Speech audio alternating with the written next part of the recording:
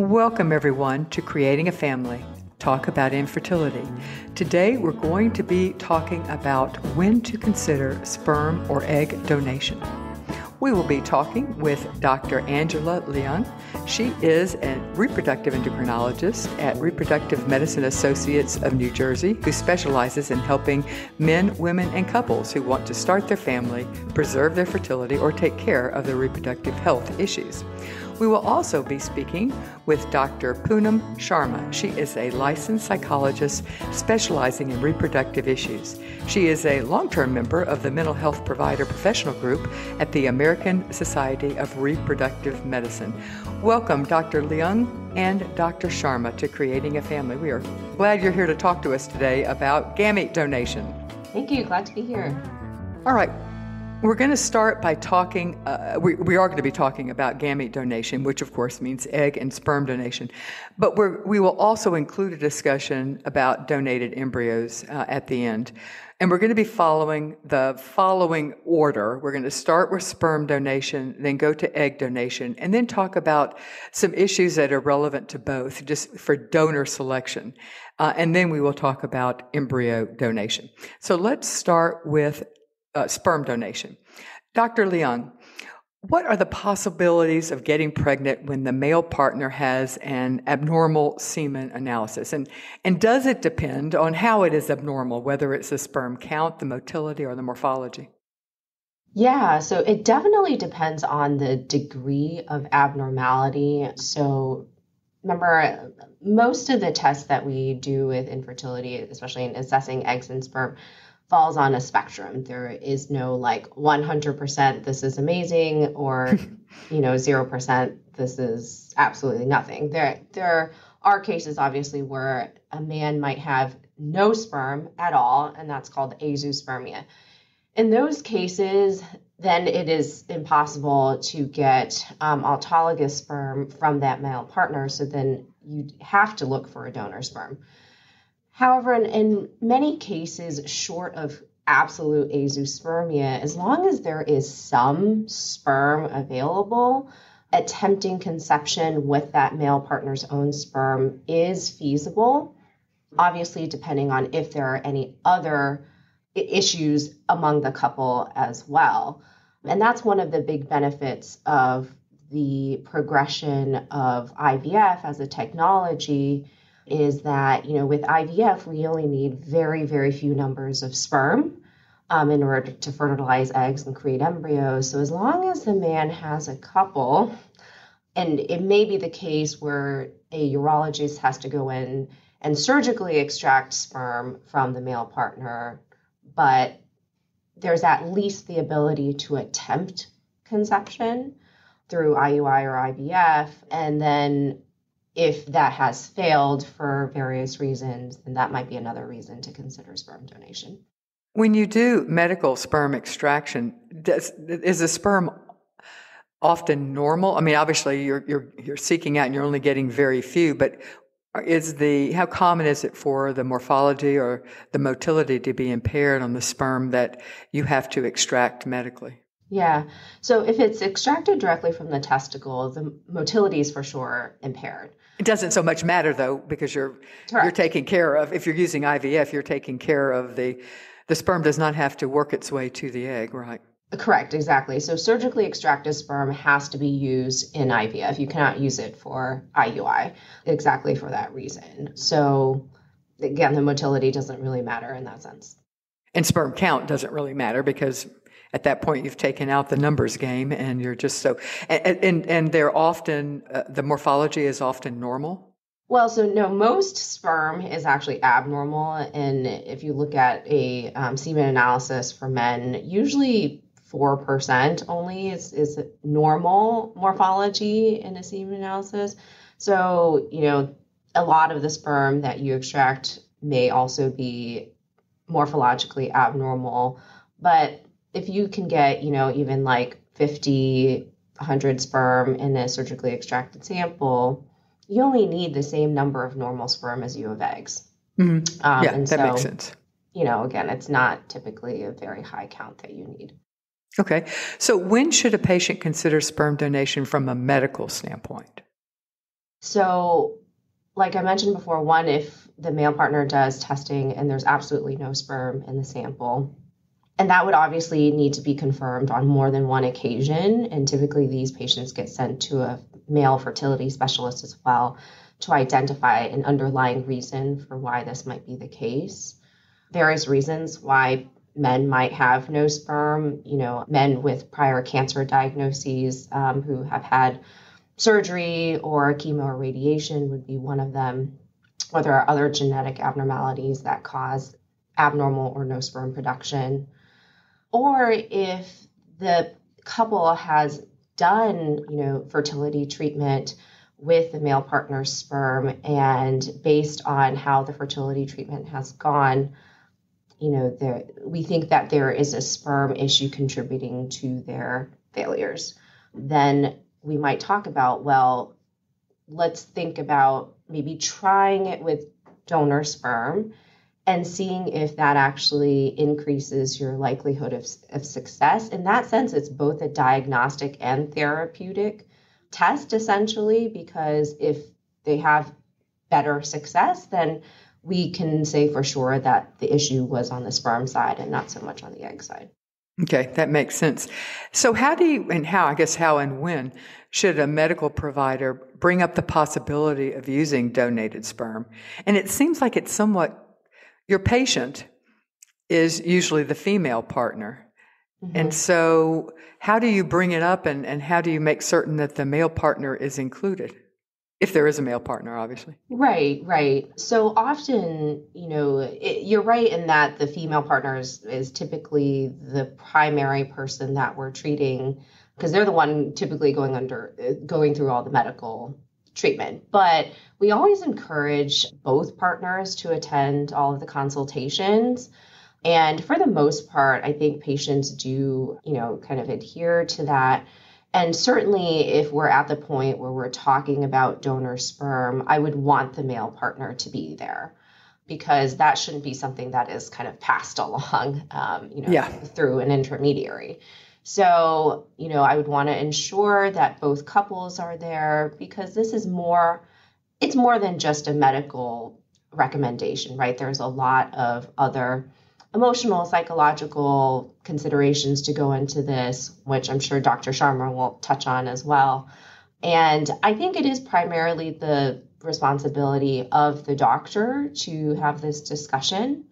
A lot of the times the patient's already aware or has an inkling that that's going to be discussed, though. Mm-hmm. And I should mention that obviously from the medical standpoint, we're talking about where there is a male partner involved. If there were not a male partner, a single woman or a lesbian couple, then this is the medical aspects would not be talked or would not be relevant. Correct. So, Dr. Sharma, what are some of the psychological issues that arrive? And I'm going to divide it. Because I think the psychological issues are different between the female partner and the male partner. So, what are some of the psychological issues that may arise for the female partner when using or considering using donor sperm? Well, I think in any situation where you are potentially using a donor, grief always pops up, especially if the infertility journey has been shorter. You'll see more acute grief. If people have been at it a while, sometimes, the nature of that grief will be a little bit different because they've been absorbing things as they go along. Mm-hmm. But I think that when one partner is the primary one that is having the fertility issue, it's very common to see that the other one is, feels some worry about that partner. Like, are they going to be okay if we use a donor? Are they going to be able to bond with the child okay? I think there can also be definitely just some sadness as a couple that they're not able to conceive using their own genetic material. And, just worry that is their marriage going to be okay if they're married, right? And so is the relationship going to be able to handle this? And can they come out of this on the back end really feeling okay about the decision that they've made? And so I think there's just a lot of, just concern and worry and wanting to make sure that the partner is on board, really okay with it, and not just kind of faking it. And I think in certain cultures, there are added implications because of of the importance of bloodline, the importance of the male bloodline, and the fear of how extended family might accept this child. Do you see that as well? Yes, that can definitely be a factor. I mean, I think telling family and friends in general, people do have concerns about that often, especially if you have family members that aren't so safe. But one of the situations where we do encourage people to be cautious about telling is if there are significant cultural factors that might lead to the child being ostracized. So we do have to look at that broader social context as well in terms of who do you tell. I often say, talking to the child about it is different from talking to everybody else about it. And we'll get more into that. Mm-hmm. But that distinction becomes important here. Right, when we talk about our general issues, exactly. So what are some of the feelings that male partners commonly experience when it has been brought up that it is not their genetic material that's going to be passed on to the child? Well, the person that has the fertility issue often feels shame, often feels guilt. I think that's magnified for men because we so much associate them being able to kind of father a child as a part of what being male means. So some of them really have a deep sense of shame, and I think that's reflected in how few males I actually see in my practice. I mean, we just don't see a whole lot of men coming in for counseling around having infertility issues. Predominantly it's women or women bringing their partners in. So, but for men, I think so much of how confident they feel very much depends on how their partner is handling it. If she's happy, she's okay. She's saying, you know what, this is not a big deal. Sure, I'm sad that, we can't use your sperm, but I'm really okay with this. Then often that'll give him a jumping off point to, really absorb it and be okay with it too. And, I think the other factor is to what you mentioned earlier, the whole thing about passing on your genes. I think that often still falls on men, in a patriarchal society. And so I think that can be another factor for men if they're not able to pass on, their genes. Sometimes that's an issue within a family. Some families are very proud of their genes and others don't care so much. But if that is, something of importance to them, then that can also be an emotional issue too. And it's all tied into with masculinity in our society, and I think really in many societies. And that adds the feeling of lack of being a man because there's something wrong with your sperm, therefore you're not the same, you're not a real man type of thing, or that feeling, that concern, that fear thereof. What about the impact of asymmetry of parenthood, where you've got the mom who is a biological mom and the dad who is a social dad? There are different ways to say it. He is a father in every sense of the word because, in my opinion, the one who does the act of fathering or the act of mothering is the mother or the father. But not everyone feels that way.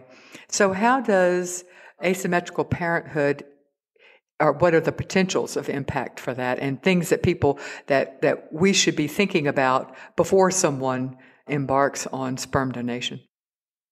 Yes, that's a good question, Dawn. I think it's very linked to what we've been talking about. I think the emotional experience of the couple. To me, as we're looking at one partner having more of a genetic link and the other one not having as much, I always tell people, we share 99.9% of our DNA with everybody. So, it is really, really important that both of them really grieve and have their heart open to the child they're about to conceive. I often say, this isn't the child you were going to have together without anybody else being involved. This is a different child, and you have to really grieve that loss if you're feeling, a sense of loss. And then you have to open your heart open to the child you're actually conceiving and who's going to be coming into your life, because every child deserves that, right, to have their parents really open to them. So I think so much of addressing the asymmetry issues is doing the grief work. And I think the grief work is absolutely critical to the connection you're going to have with the child once they're born. Mm-hmm. When you follow the creatingafamily.org podcast, you also gain access to our extensive archive on the topic of infertility and all related content we've created over the years. And we have created quite a few because we're now going on almost 15 years worth of shows, so you have a lot to choose from. So please follow or subscribe to the creatingafamily.org podcast. All right, let's move on to talk about egg donation and see if there are different issues. And certainly medically, there obviously. So Dr. Leung, when should patients consider egg donation from a medical standpoint? And a corollary to that is what medical conditions make egg donation appropriate for consideration? Right. So nowadays, to be honest, the most common reason that we see women needing egg donation is advanced age. More and more women are starting to think about building their families at an older age. And so, frequently we have patients in their 40s, mid 40s, even, in their late 40s coming to us, either having had prior biological children or never having had prior biological children and wanting to conceive. And there's varying degrees of understanding in patients about the impact of age on their eggs or oocytes. And so, first of all, it's a lot of education for these patients about, the fact that especially as you get to your mid 40s, it's going to be highly, highly unlikely that you will conceive with your own eggs. And so a lot of different clinics have actual age cutoffs of where we will actually even attempt fertility treatment with a patient's own eggs. For example, for us here in New Jersey, if you are over the age of 45, you are automatically recommended for donor egg. And so, and that's because, when you look at the data, the success of conceiving with your own eggs at that age is essentially zero. So it is not kind of financially, ethically, really medically recommended to even attempt that. So in terms of aged older women, that's kind of an automatic recommendation. Now, there are younger women who say have low egg numbers for various reasons.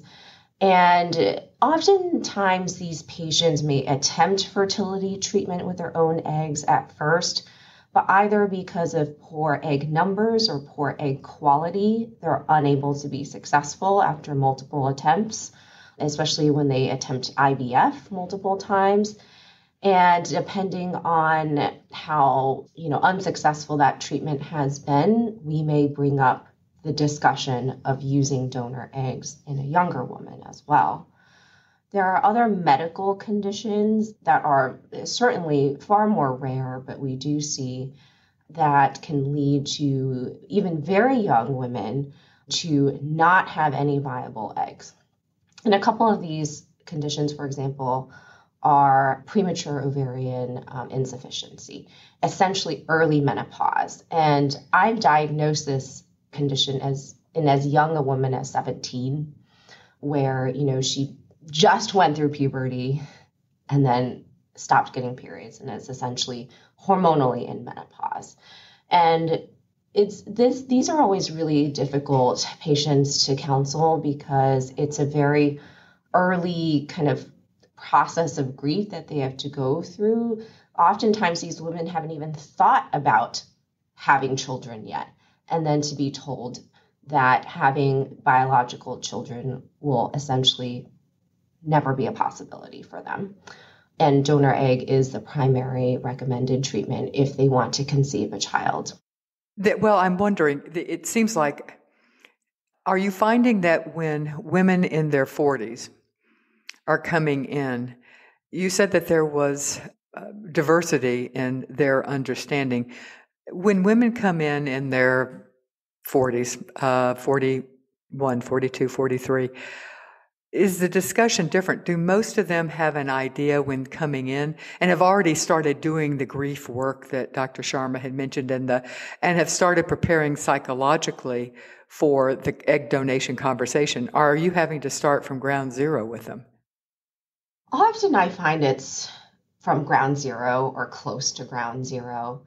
I'd say most people have an idea that there is some impact of age on their eggs, but most don't understand to quite the degree of which that is. And so it certainly varies depending on what age they specifically are. So I would say if they're on the younger side of 40, there's definitely still a lot of optimism, that I can do it. And a lot of it comes from like, oh, I have a friend who got pregnant at this age, or I see these people on social media, or these famous women who have conceived when they're 50, and so some of that is re-educating these women that you don't know the whole story of what went into that conception that person had.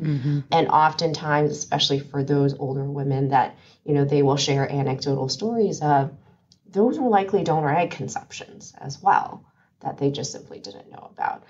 And so there certainly are women who have much more realistic expectations and have already come to me with the knowledge that donor egg might be in their future, but I would say that's the minority of patients. That is interesting to me and a little depressing. It means that we still have so much more work to do on the educating. And just when we think we've made progress, and there's certainly more emphasis now on considering egg freezing for women who are waiting, but we still have a ways to go, clearly. Dr. Sharma, what are some of the psychological considerations for the female partner? Be they a young woman who has no reason to be expecting this, other than sometimes she's had health reasons that, infrequent periods or whatever that might have given her an indication, or an older woman who just simply wasn't understanding the impact of waiting. What are some of the psychological issues, and do they differ with those people, or are they all suffering from grief and trying to figure it out? Yes, I think that anyone who is surprised by what's going on medically is typically going to be at least dealing with some shock, sometimes a little numbness. And if they really, really wanted that genetic connection, then the grief becomes much more intense. And so I think the surprise element does add to the mix.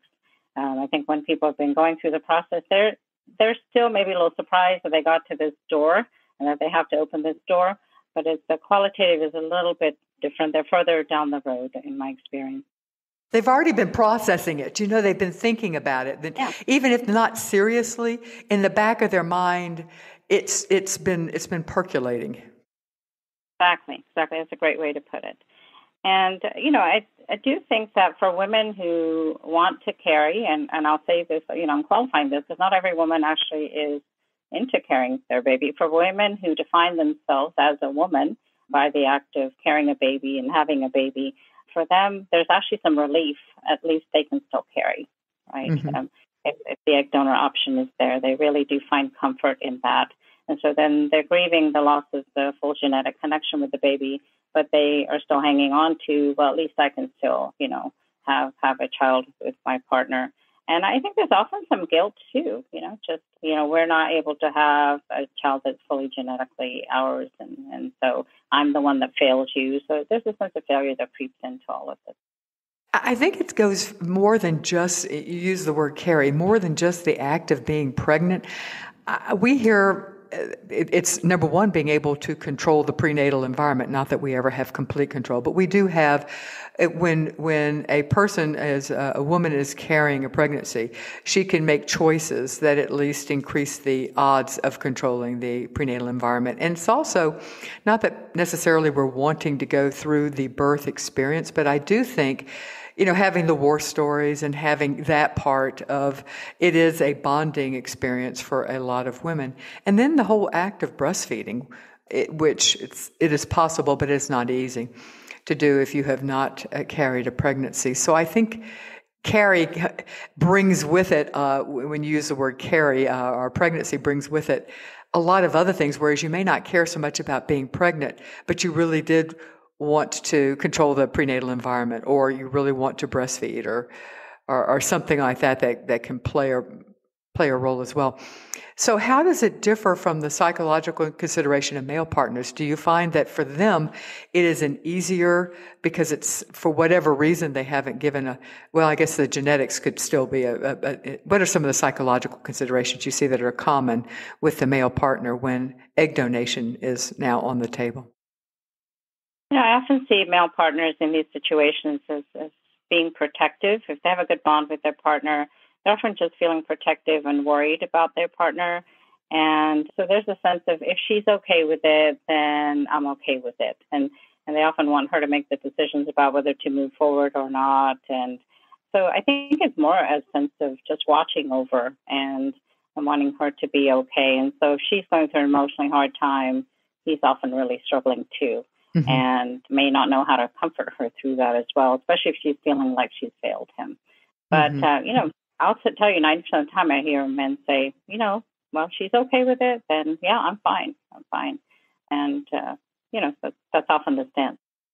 We see that as well, just for the record, that it seems to be less of an issue as long as she's doing okay with it. How does the asymmetry of parenthood play out when it is the mother who is not genetically connected, but on the other hand, she has the connection of a pregnancy and breastfeeding if she chooses? So how is it as big of a deal? Is there as much of a worry of the partners that there will be I think the asymmetry, the concern generally is that the non-genetically connected parent will be less involved, will feel less connected, less bonded, less attached to the child. I think that's ultimately the greater fear. Do you see any difference than when it's egg donation versus sperm donation? I do think with egg donation, because she's carrying, or at least for the female partner, she's typically more confident that, she can bond with the child during the pregnancy. Sometimes there's a bit of a fear of will I have a different kind of connection with the baby once I see it? And, I often tell people a lot of those fears tend to take care of themselves once you actually start the process. But, I'll just tie it back again. It all is about resolving the grief on the front end as much as you can before you move forward. If that's been properly addressed, then what we see is that people are just more open to the child they're actually about to have. Open to the bonding process during the pregnancy, open to the child once it's born. And so, yeah. And the first step is also acknowledging that there is grief, because I think that so often, unfortunately, infertility treatment, we call it the escalator, where you come into it and the next option is simply presented and you take that step because it's coming at you, as in the escalator. And I worry oftentimes with gamete donation that it's the next step and we don't take the pause. We're actually getting on a different escalator, to butcher this analogy here. And so it's important to acknowledge that there is grief that needs to be thought through, that you're leaving the escalator you're on and you're on a different one now. And I worry sometimes that we're not set up for that, because there's always there's the biological clock. Although if you're moving into donor egg, it does take some of the biological clock pressure off.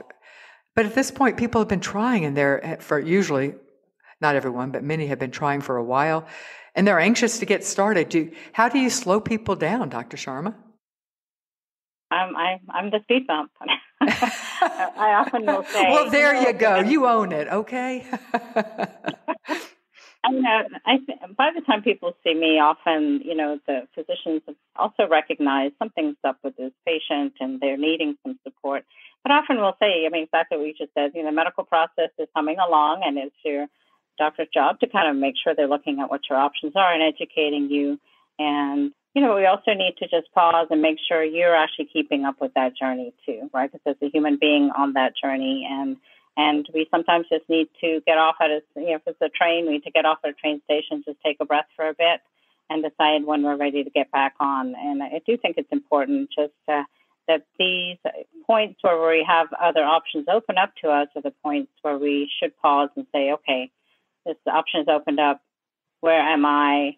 Am I ready to start this leg of the journey? Do I need a little bit of a break or not? Because this is, for some people, this is a really long marathon. For others, it's quick and fast, so their experience is going to be a little bit different. But it's absolutely important to pause and ask those questions for everybody on the medical team.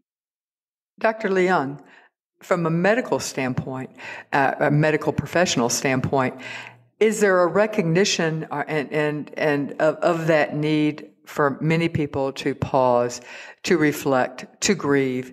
And how can we work that into the medical process so that this is encouraged? Yeah, definitely. So I think in the example of the older woman who, eventually likely will need egg donation, some of that is built into the progression of medical treatment already, in the sense that, unless they're kind of like, almost 50 already, and, they would have never attempted IVF with their own eggs to begin with. Most women are in a slightly grayer area where I may initially counsel them and say, based on your age, your egg numbers, I think it's highly unlikely you will be successful with your own eggs. And egg donation is the best course of treatment. However, most women at that point are not ready to jump forward with egg donation, right? Because it's a new concept. They need that time for that idea to sink in, to go through those stages of grief and processing this. And so part of that processing for a lot of women is actually attempting IVF with their own eggs. And so I think there is actually great benefit in allowing these women the option to try to conceive with their own eggs. And this is something that, kind of has a term like doing a closure cycle, a closure IVF cycle. And there are various practitioners that have kind of different opinions about this. Some are very against this, and some are very for it. I think I come down on the side that I think there is definitely benefit, not necessarily medically, but from a psychological perspective. Because why I find it helps is, for example, it's one thing to tell a woman, these are your data points, these are your numbers, this is your likelihood of successful conception. And they may get that in their head, but they may not truly internalize what that means. And for a lot of people who want to hold out hope and be optimistic, they may think, I'm going to be that like less than 1% person, right, who achieves success. And by allowing them to go through the process of treatment, of truly seeing how they do in terms of how many eggs we can get, how, the fertilization goes, and really, to be honest, how poorly it goes, it helps them see the real data that this is not going to work for them. And it can help them work through that process. So I think there's a lot of benefit. Plus, it allows them to feel like they did everything they could to make that attempt with their own eggs. And then they tend to not be regretful in the future if they choose to go to donor egg, because then they can say, I gave it my all, and this was the next best option. That makes such good sense. The giving it all. I've tried. This was my choice. It was the only choice. I don't have the regret afterwards of what if. Yeah, that makes really good sense to me.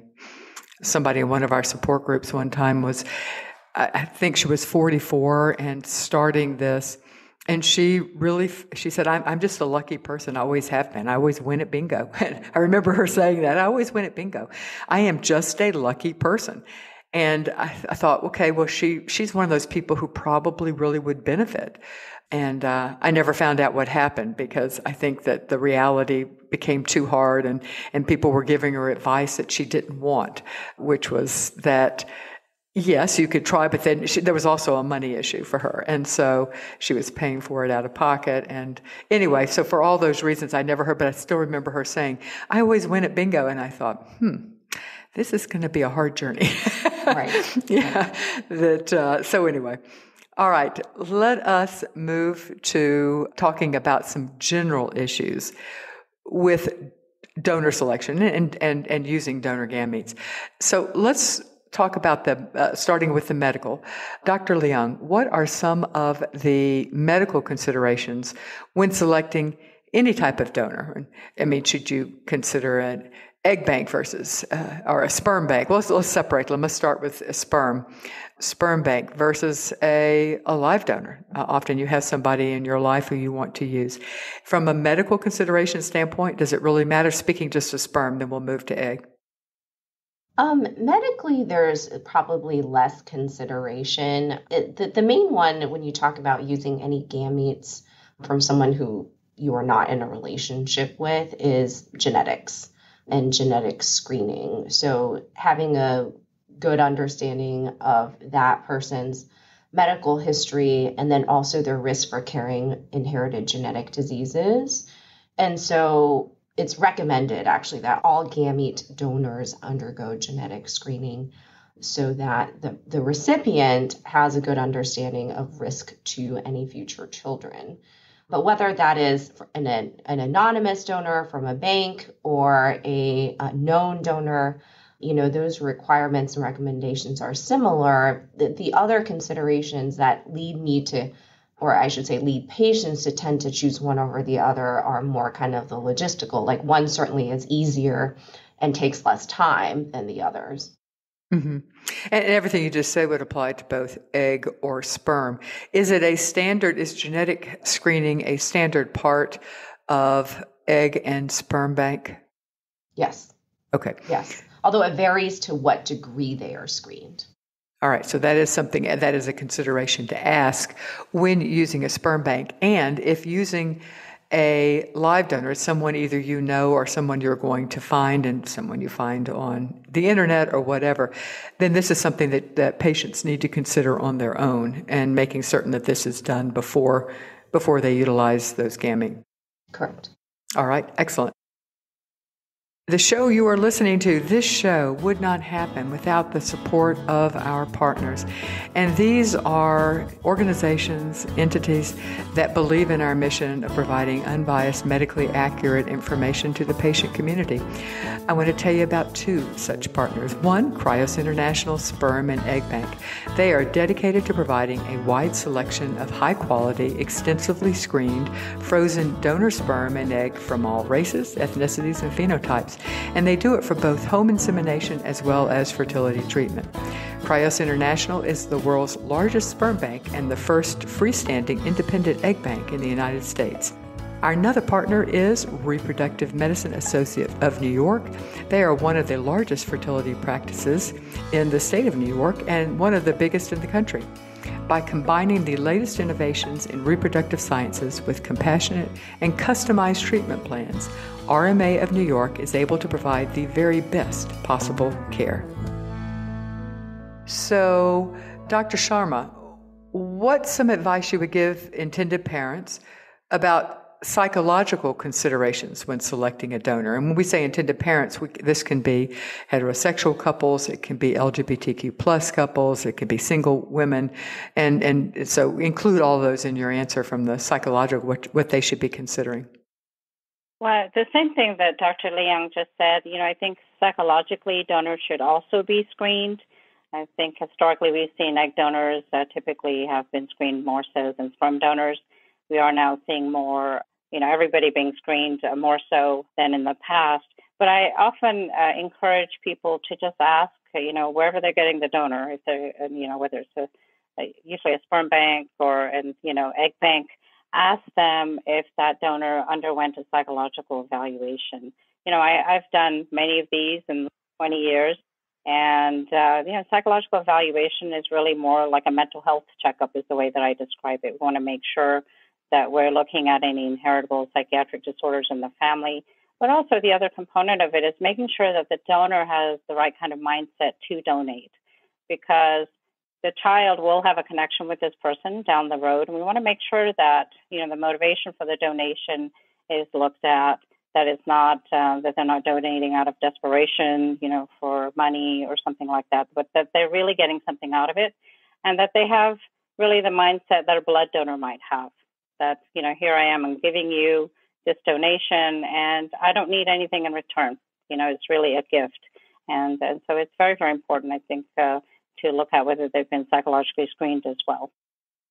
In the psychological screening part, how do we deal with the fact now, or how do you deal with the fact now, that anonymous donation, the ability, how it used to be that no one is going to know, is really a thing of the past? Or perhaps I should ask, do you agree that it is a thing of the past? I'll start with you, Dr. Sharma. Yes, absolutely. In fact, I say, anonymous donation really doesn't exist anymore. If you look at, all the genetic testing that's going on, 23andMe, Ancestry.com, people are finding all sorts of genetic relatives they never knew existed. And then, we have age progression software, we have, facial recognition software, we have all this social media. So it's very hard to hide in the modern world. And then, even from a legal standpoint, we're moving towards more openness. So even when I screen donors, I tell ones that are signing up for anonymous that, you may not be anonymous, and are you okay with that? Because that is the reality of the world that we all live in now. Do medical providers or mental health professionals talk with patients about, because patients have to make the choice also, about whether they're going to use an anonymous donor versus an identified donor or an open donor? Different banks call it different things, and different banks have different requirements associated with it. But generally, it's when the child has access to identifying information at a certain age, and then the family has access to identifying information for medical reasons. They're just different criteria that go. Dr. Leung, is that something that infertility doctors and nurses discuss with patients? Or is it something, do you think that's something that they should be discussing with patients? Yeah, in my practice, I do bring it up a little bit to a degree when I talk to them about the various ways they can obtain donor gametes in the sense of anonymous or what is, we're trying to move to the non-identified terminology, non-identified donor versus a known donor. Or an identified donor, so you may not know them. They may Correct. just have agreed to have their information shared at a certain age. Correct. But all of our patients actually are required to meet with a social worker if they use third-party gametes. So for our patients, I allow the social worker to have that full breadth of conversation with them, because to be honest, I think they're better trained to do that than I or the nurse. So, Dr. Sharma, you are a psychologist, but also one that is advising patients on their choices. How do you advise patients on the decision of how they choose the ability to have information, contact information, or at least name information about donors? Well, I'm pretty direct in saying that if we're looking from the perspective of being a parent of a child that's donor conceived, that if they want their child to have the option to potentially know who that donor is and potentially find out more once the child turns 18, that really then, the open donor option the open ID option is really more what I would encourage. And, and I couch that in the context of this larger discussion of just how this is the direction we're moving anyway. So even if you have an anonymous donor at this point, there's no guarantee that status will remain. So, I really try to tie it in with conversations about talking with the child down the road and how that's related. Mm-hmm. Well, and we also have a long history of research on non-genetic parenting to know that through adoption, to know that adoptees having that ability, they're not looking necessarily for a parent, but having the ability to know their genetic history, to know who they look like, to have that information. It may be different from an adoptee from a donor-conceived child, but there is such strong evidence in the adoption world, and we're getting that evidence now in the sibling, the sibling registry, but the donor conceived person community as well. So it's something. Before I want to talk about telling the child, but before we do that, I wanted to touch on whether using known or friends, relatives, directed donor, where the person, it's your cousin or it's your best friend or whatever that you're using. Dr. Sharma, any thoughts on the psychological issues associated with, or things that you need to at least think through if you're using someone who is known to you and will be in the child's life potentially? Right, and that piece right there will be in the child's life potentially. I think for someone, especially in the family, to donate, we really need a very high level of maturity in that individual, but also, once again, a donor mindset that they don't really see this as their child.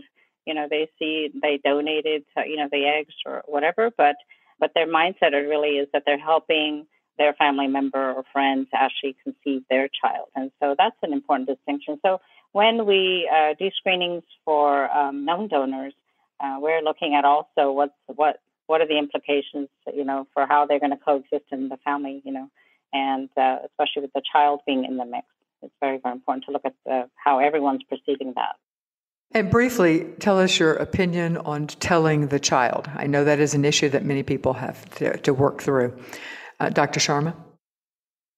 I think you should be open, unless, there's two situations where you might not. One is, what I mentioned earlier, if there's a cultural issue of the child being ostracized, and two, if the child has some sort of cognitive issue where they couldn't comprehend. But outside of that, I come from the standpoint the child has a right to know who they are. I also think it's impossible to hide that, at this point, given how medicine is even progressing. We're using more and more genetic testing in our treatments. And so, that's typically what I encourage people to do. Ultimately, it's the parent's decision, and I also make that clear.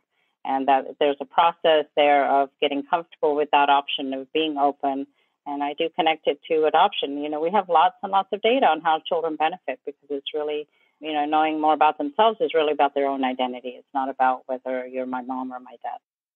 And I will tell you, having interviewed donor-conceived people, universally what I heard was they didn't care so much about the donor conception. That wasn't the issue. But and the people I was interviewing had not been told, the lie, that mattered, and that caused for many of the people, in fact, for the panel I was interviewing, for every one of them, it caused a significant rift. And it was not the fact that they were conceived by donor. Quite frankly, none of them really cared about that. They did care about the fact that and the not telling doesn't get you, that's the fact that it's not a direct lie doesn't get you off the hook because it's all the omissions that throughout their years. Anyway, so I will throw that out there. In our remaining time, let's talk briefly about embryo donation. When should this option be considered, Dr. Leung, from a patient's standpoint? Medically, I mean. So to be honest, I don't really bring up embryo donation all that much with patients. And in particular, it's because it's very, very rare to actually even be able to get embryos, donated embryos. It's not as prevalent in terms of the sources of embryos as getting donor eggs or donor sperm. And so often I will mention it as a possibility, especially more from the other end when patients are asking, well, what should I do with my remaining embryos that I don't want? Well, one option is you can donate it. But right now, what I currently see as the issue with embryo donation is that we often don't know kind of the provenance of these donated embryos, like where did they come from, in what situation were they created, what is the quality of these embryos, and they come from various locations in different laboratories in the United States, and what kind of testing have the biological parents of this embryo, what has been done, because they often come from couples who have done fertility treatment versus like one being already a donor gamete. So it's not, most of them have not undergone the same rigorous level of testing as if you go to an egg bank or sperm bank and obtain gametes that way. So I really think it's kind of a last resort option for patients who, one, maybe financially cannot afford the idea of paying for egg donation, especially. Sperm donation is less of an issue because it's a lot cheaper, but the financial consideration, or the other instances where I've seen it happen, is they actually know a specific person who has told them, I have embryos, I would like to donate specifically to you. And then that's a situation actually that they've worked out already, with just me facilitating the medical side of it. Any, Dr. Sharma, briefly, any additional psychological issues that are unique to the embryo donation space? Both parents are not genetically connected, so that's certainly one of them. Any thoughts from the psychological that might be different that we need to bring up, Dr. Sharma?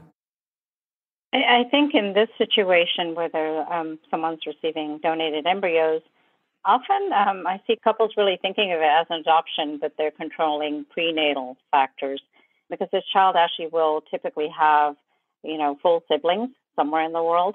And so it's psychologically a little bit different in that, there are really there's a family out there. And some of the places that people get donated embryos actually put them through a process of as if they are adopting, right? And That can be a little bit controversial. We won't get into that right now. But, I often see people who are receiving embryos within a clinic, and a clinic may have a program for their patients. And so, like Dr. Leung said, often it's because finances are limited, and this is an option that is available to them. All right. Well, thank you so much, Dr. Angela Leung and Dr. Poonam Sharma, for being with us today to talk about gamete donation, when to consider, and how to discuss with patients. I truly appreciate your time.